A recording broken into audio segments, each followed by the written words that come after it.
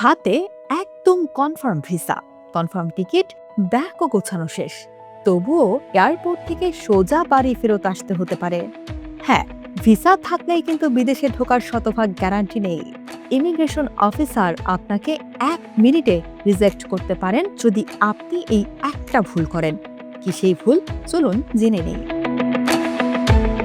আপনি পরিবার নিয়ে ঘুরতে যান, পড়ালেখা, চিকিৎসা কিংবা চাকরির জন্য যান, মনে রাখবেন বর্তমানে আন্তর্জাতিক ভ্রমণের নিয়মগুলো অনেকটাই কঠোর। প্রথম ভুলটা হয় পাসপোর্টের মেয়াদ ও তথ্যের অমিল নিয়ে।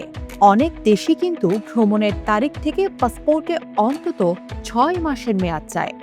এছাড়া আপনি যদি বাচ্চাদের নিয়ে যান, তবে শুধু পাসপোর্ট নয়, ইংরেজি জন্ম নিবন্ধন সঙ্গে রাখা বাধ্যতামূলক।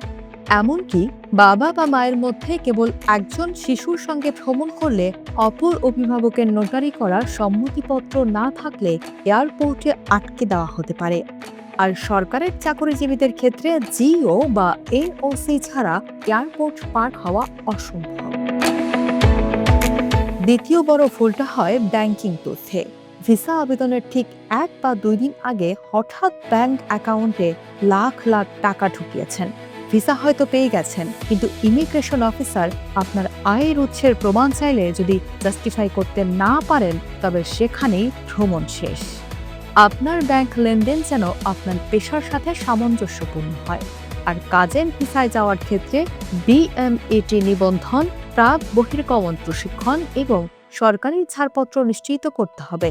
ট্যুরিস্ট ভিসায় গিয়ে কাজ করার চেষ্টা বা ভুয়া হোটেল বুকিং করা একদম আইনি অপরাধ। তৃতীয়ত, হেলথ ও ভ্যাকসিন কার্ড। অনেক দেশে প্রবেশের আগে নির্দিষ্ট কিছু টিকা বা হেলথ সার্টিফিকেট সঙ্গে রাখা বাধ্যতামূলক।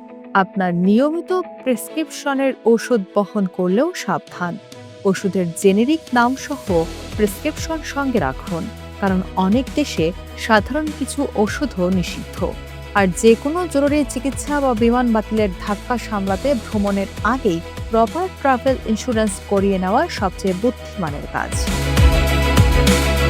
মনে রাখবেন, ভিসা পাওয়ার পর মূল পরীক্ষাটা হয় ইমিগ্রেশন কাউন্টারে।